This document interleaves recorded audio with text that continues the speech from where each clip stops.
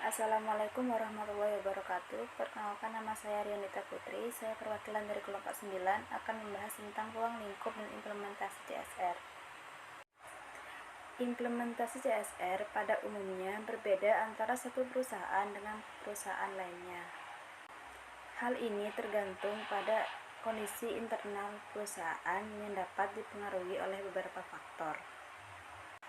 Faktor-faktor yang mempengaruhi kondisi internal perusahaan. Yang pertama, terkait dengan komitmen manajer perusahaan yang dituangkan dalam kebijakan perusahaan terkait CSR. Yang kedua, menyangkut ukuran dan kematangan perusahaan. Perusahaan yang besar dan mapan lebih mempunyai potensi memberi kontribusi ketimbang perusahaan yang kecil dan belum mapan. Dan yang ketiga, regulasi dan sistem perpajakan yang diatur oleh pemerintah. Program-program implementasi CSR perusahaan. Yang pertama, CSR bidang pendidikan.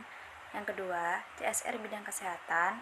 Yang ketiga, CSR bidang lingkungan. Dan yang keempat, CSR bidang modal sosial. CSR berkaitan dengan cara suatu bisnis yang bertindak pada kelompok dan pribadi lainnya dalam lingkungan sosial. Kelompok-kelompok dan individu tersebut disebut sebagai pihak pemercaya dalam organisasi. Pihak pemercaya dalam organisasi yaitu kelompok, orang, dan organisasi yang langsung dipengaruhi oleh praktik-praktik suatu organisasi sehingga berkepentingan terhadap organisasi itu.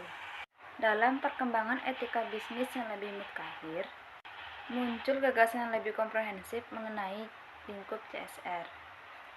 Sampai sekarang ada 4 bidang yang dianggap dan diterima sebagai ruang lingkup CSR.